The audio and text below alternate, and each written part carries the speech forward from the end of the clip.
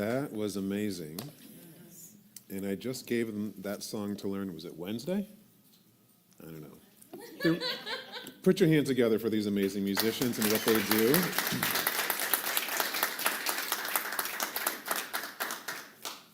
And then welcome maybe a golf clap, like one clap, for the conspiracy that's happening right now. The world conspired to bring you this day, this experience in this community, and to answer all of the prayers of your heart. Did you realize that's what's happening today? Thanks for that. Now, I'm sure there's probably an image in your mind of what that is supposed to look like, right? Oh, when life gets there, then everything will be. But life is being right now, and it's giving you the perfect opportunity. Thanks, life. Okay, more on that. So, howdy folks online. I have a request. I'm going to ask you to not multitask, but I'm going to ask you to multitask for one moment. Someone in your circle's heart is hurting. Send them a link right now and say, listen to this. Have them come to service wherever they are on the planet, and maybe their soul will find some peace today. My talk title, If Your Peace Depends on Conditions, It Isn't Peace. It's kind of jarring-ish, yeah? I wanted to give like that spiritual kind of smack on the face, because I feel like that is what life has been like for me a little bit lately. Anyone else experiencing a smack in the face other than the cold that hits you in the face when you go out the door here in Chicago in the morning? Life is giving us a perfect opportunity, as always, to experience the fullness and the richness of life. Last week, Reverend Amy talked so beautifully about the peace within. And the message today continues upon that. The message today is still focusing on the same book, The Way of Peace. And to summarize, at least the sections that I am focusing on today, is that the way of peace, there is no way of peace other than the piece of way that you are on, called your life. That's it. You're here. Nothing else needs to happen. You have lots of dreams and ideas to shift. You want things to happen, but they are happening right now. They are coming to fruition. So, peace. Who desires greater peace in their life? What is it that you need for peace to happen? I can see everyone's eyes are searching like, well, if this happened. If your peace depends on conditions, it isn't peace. It's just conditions. As Reverend Judy said, the little blurb of the intro is that peace isn't what happens, it's what you practice.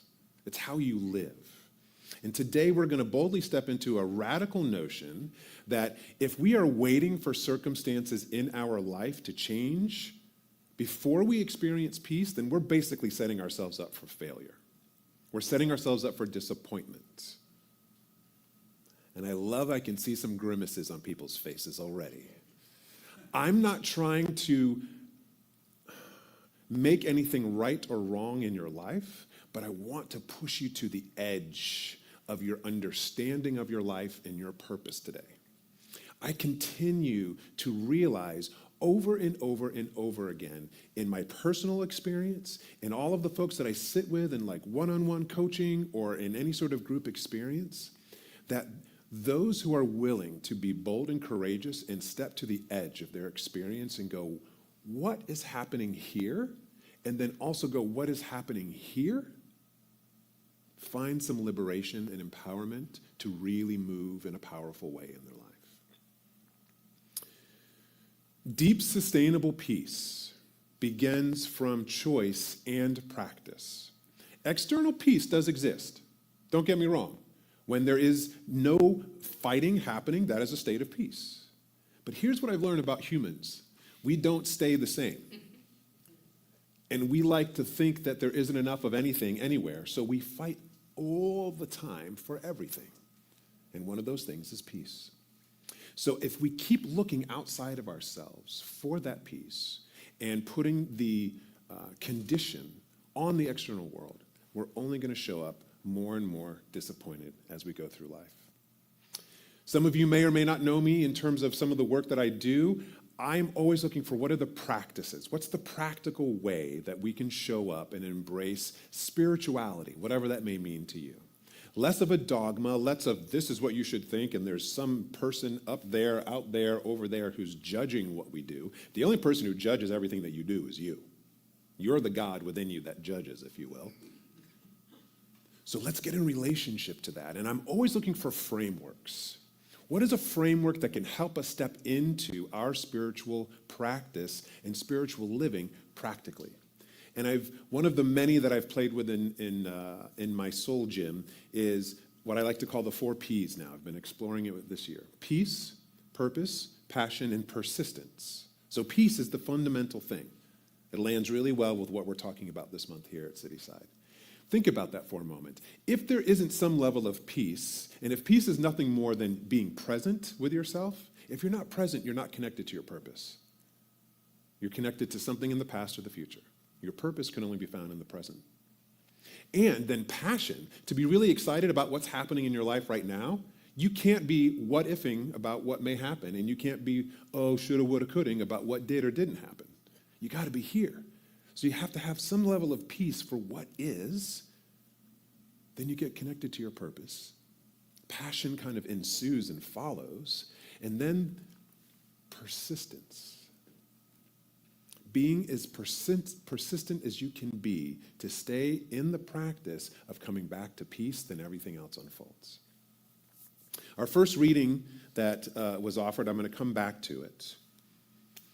The difference between a person, and by the way, I tweaked, my man was writing in the turn of the century, so everything is very he.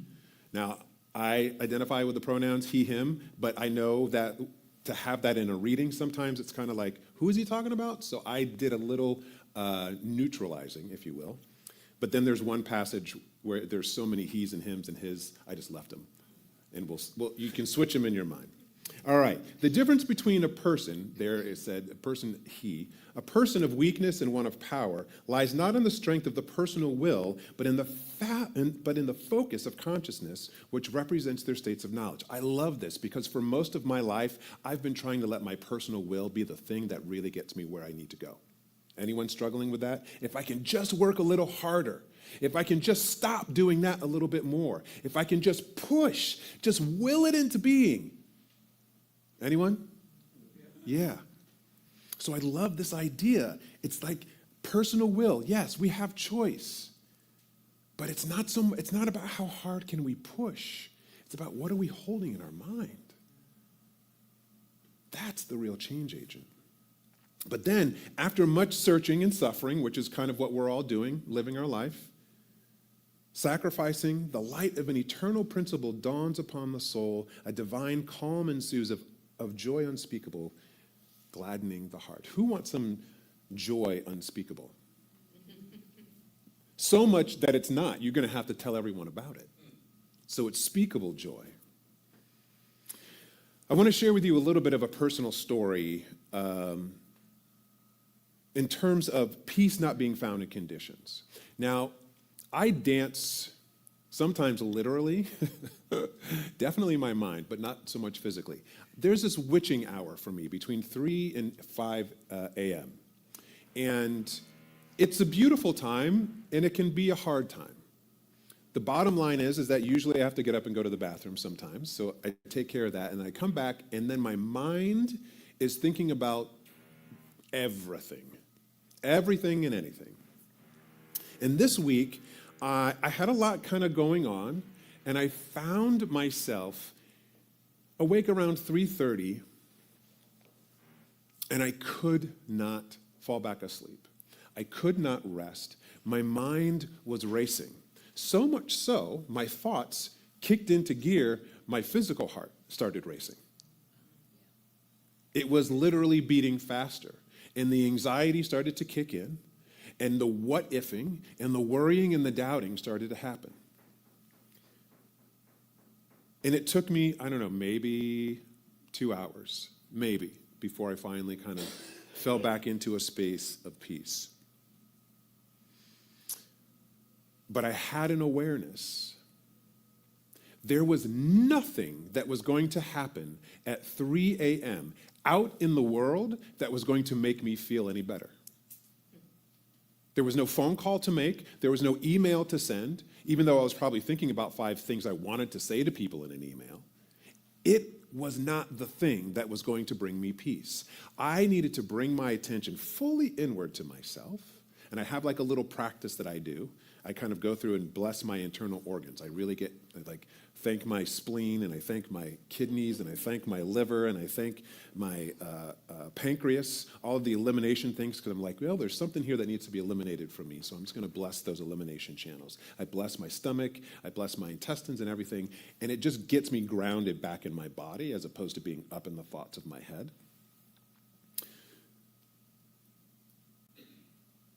But that is where peace was found for me. There was nothing outside of me, nothing that was going to change, that was going to make me feel any better. A day or so later, woke up again, 3:30, and this time I got a little bit of a message.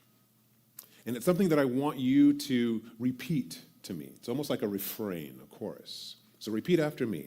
I am a child of peace. I am a being of light.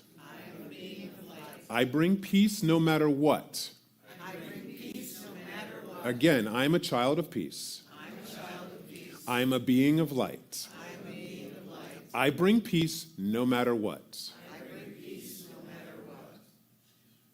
So this was this kind of like download for me. This was an affirmation that I started saying to myself, a specific way at that time in the morning, reminding myself, I am a child. Now, I'm 52 years old, so I'm not chronologically a child, but I am born of peace. That is one of the principles that we hold in this teaching.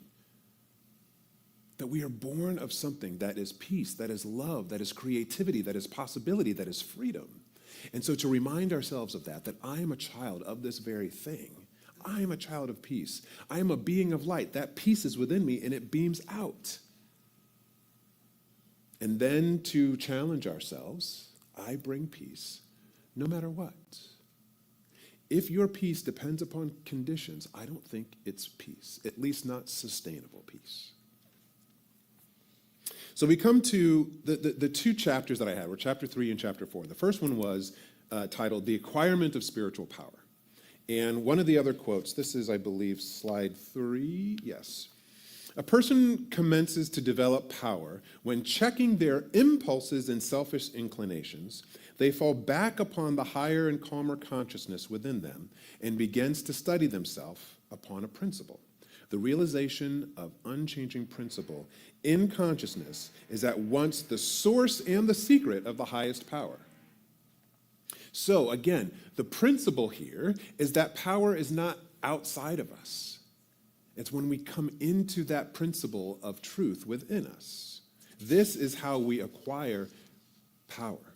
And in this world where we are power hoarders, where our governments, where our businesses, where our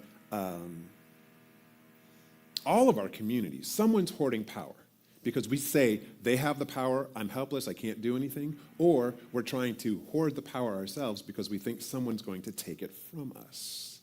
In this world of power hoarding, to realize that there is no power to acquire outside of you. Now, those of you who are sociologists, obviously we live in a social society where there is a transfer of power. I get that. But I'm talking about a spiritual power that we can bring into our human experience that is not contingent upon anything and anyone outside of us, other than us coming into relationship with the principle that we are a child of peace. We are a being of light. We bring peace no matter what. Say that again with me. I am a child of peace. I am a being of light.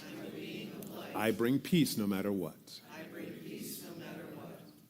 And then here's the really cool thing that I love about James Allen.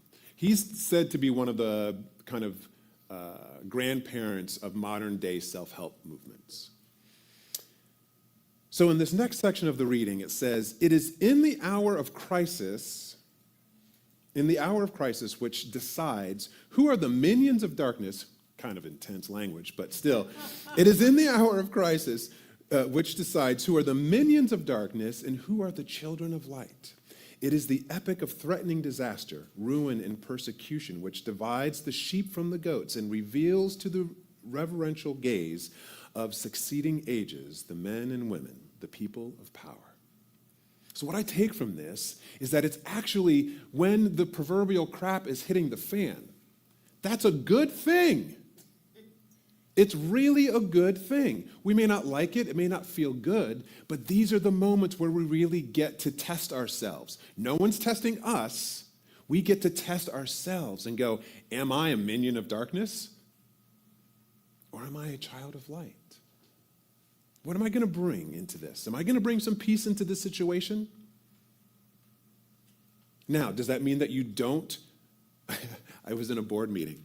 I'm not one who cusses a lot. If you know my wife, she loves the F-bomb, drops it all the time, and I like the word. But I was in a board meeting this week, got some information that I, in my ego, was not happy about, and I was dropping F-bombs all over the place. And I needed to release whatever the angst was that was in me, because it brought me to the opportunity to realize, am I going to be a minion of darkness right here in the midst of this information, or am I going to be a child of light? And I chose to be a child of light. A child of light who had to throw a little bit of a temper tantrum for 5 minutes. But then I came back. This is why I practice meditation. Meditation to me is not getting somewhere. A lot of people are like, oh, I can't wait to get into that space. The practice of meditation to me is training to return.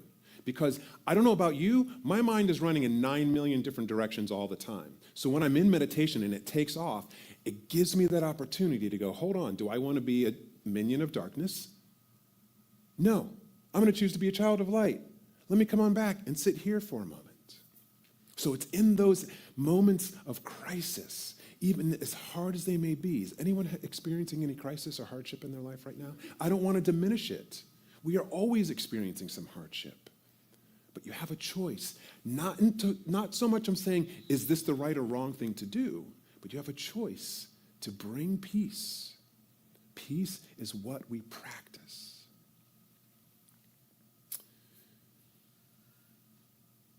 There's a great quote from Rumi, and this has really been anchoring me in this month. If everything around you seems dark, look again. You may be the light.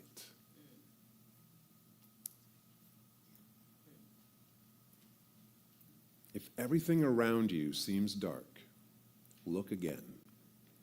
You may be the light. Think about that for a moment. You're like, oh my gosh, I can't see any light. Where is it? Where is it? You're the beam that's helping you look. Your inquiry is the very light that is needed in that moment. I'm a child of peace. I'm a being of light. I bring peace no matter what. So in the chapter 4, the title of that section is The Realization of Selfless Love. And the quote is much longer, but I just have a short portion here. Divine love is distinguished from human loves in this supremely important particular. It is free from partiality. I'm going to read that again. No one talks like this anymore, but it's good language. Divine love is distinguished from human loves in this supremely important particular. It is free from partiality. And it goes on in the book to say, human loves cling to a particular object to the exclusion of all else. And when that object is removed, great and deep is the result of suffering to the one who loves. Anyone ever been in a breakup before? Holding on tight. Why'd they leave? I can't stand them. Get out of my face. All this angst. Divine love embraces the whole universe and, without clinging to any part, yet contains within itself the whole. And he who comes to it by gradually purifying and broadening in human loves until all the selfish and impure elements are burnt off of them, cease from suffering. It is because human loves are narrow and confined and mingled with selfishness that they cause suffering. No suffering can result from that love which is so absolutely pure that it seeks nothing for itself.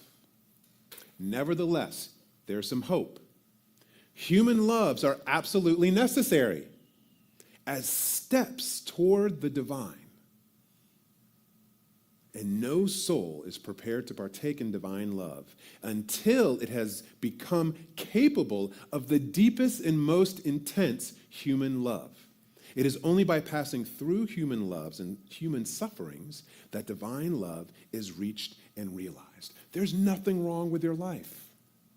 All the loves that you have or that you don't have, it's good because it's an opportunity for you to practice the divine love.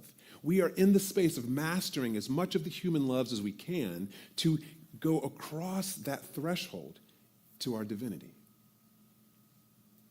There was anyone on Substack? Read Substack articles, one of the many platforms. There's a woman, Margaret Reyes Dempsey, that I have really enjoyed some of her sharing. And in one of her articles, she said this week, "We expect our spiritual path to explain the chaos or offer refuge from it." Anybody? That's why we're here, right? What in the hell is going on in the world? Let me get to some teaching, something that's going to help me make sense of it. We expect clarity. Should we turn the other cheek, forgive, withdraw, build protective boundaries? Our spiritual practice can provide comfort and growth, but it can also become something else entirely. When we start overanalyzing every thought and emotion, we forget that peace, not spiritual perfection, is the gauge of our progress. The peace that you experience is the gauge of your process, not an understanding. The article is a larger thing where she basically says when our spirituality becomes one of the many stresses in our life. When our spirituality becomes actually the anxiety trigger, which I watch people do all the time. Because we're trying to figure out, is this right or wrong? Is this good or bad? Am I right or wrong? Is that good or bad? That's not a state of peace. What could happen right now to bring a greater space of peace? Could it be a breath? Could it be saying I'm a child of peace? I'm a being of light? Our last slide today. There is no way to the acquirement of spiritual power except by the inward illumination and enlightenment, which is the realization of spiritual principles. And those principles can only be realized by constant practice and application. Bam. It's on you, boo. You got to do this. No one else can do it for you. Nothing outside of you is going to make this happen. And one of the things I love about science of mind in particular is the spiritual mind treatment, right? He talks here about the principles can only be realized by constant practice and application. Well, what are the principles, right? You've got to be wondering, what are these principles that I must know? What are these principles that I must practice? Well, here they are. If you've ever studied religious science or science of mind or been to Unity or any of the new thought traditions that do affirmative prayer, within it are the principles. The first one is you got to recognize that there is something greater than you. There is a power and presence that is whole and complete, that is loving, that is light, that is abundant. So recognizing that there's a power within and around your life. And then to unify with it. You are not separate from it. This is a principle of this teaching. You are one with all that is. Because if you believe that you are separate, you're going to be suffering. Sometimes we suffer because we think, oh my God, I am a part of that. Right? I'm a part of this country? Oh my God. I'm a part of that group? Oh my God. Yes, you are. We are one. But then there's this principle that we have the power within us to speak out loud or quietly in our hearts, to declare, to realize a truth greater than the condition we see. This is the fundamental practice of affirmation in prayer and treatment. We can say a word or words. We can declare with conviction, I am a child of peace. I am a being of light. I bring peace no matter what. So the world can kick and scream and do all that it wants to. What if everyone, for one day, said, it's peace day, and everyone woke up and said this affirmation, and no matter what happened, no matter what was said on the news, no matter what politician was whapping its head around, you said, they said, we said, I am a being of peace. I'm a child of peace. I'm a being of light. No matter what, today, I bring peace. That would be a very, very powerful practice of letting go of condition and bringing the peace from within. I want to close with a prayer of peace that many of you may have heard, because there's an interesting way that these words can serve us. Now, if you do research online, there's all sorts of back and forth. Did St. Francis of Assisi actually say these words? And a lot of people say no. It actually didn't show up until the early part of the, I think the 1910s, in terms of written documentation. And Assisi was alive a lot before that. But regardless, these words are just perfect for this conversation. Take a deep breath in. Hands to your heart. The very turn of these words do not say anything other than, let me be the peace that I bring into the world. Lord, make me an instrument of thy peace. Where there is hatred, let me sow love. Where there is injury, pardon. Doubt, may I bring faith. Where there is despair, may I bring hope. Where there is darkness, may I bring light. Where there is sadness, may I bring joy. O creative life, grant me, not so much that I may seek to be consoled, but to be the consoler. To be understood as to understand. To be loved as to love. For it is in the giving that we receive. It is in the pardoning that we are pardoned. It is in the dying that we are born to eternal life. It is in the letting go of the external that we step into the eternal peace. So right here and right now, whatever it is in our lives that may seem like an obstacle, that may seem like a challenge, that may seem like a hardship, that may seem like a manifestation of darkness, what I affirm and know is that we are all children of peace and beings of light. And no matter what today, just worry about today. May we bring the light. May we bring the peace. May we bring the love and the forgiveness and the understanding that is needed in the moment. Not to fix anyone, not to fix anything, but to be in relationship with what is. And it is in the relating, it is in the connection, it is in this space that transformation actually does happen. I'm so grateful to be in this group, to be in this conspiracy of peace today. That we have all conspired to come together and agree to step forward from this moment and practice peace. One breath at a time, one moment at a time. May it go before us, may it stand beside us, and may we all be empowered as a result. And so it is. Amen. One last time, repeat after me. I am a child of peace. I am a being of light. No matter what, I bring peace. And so it is.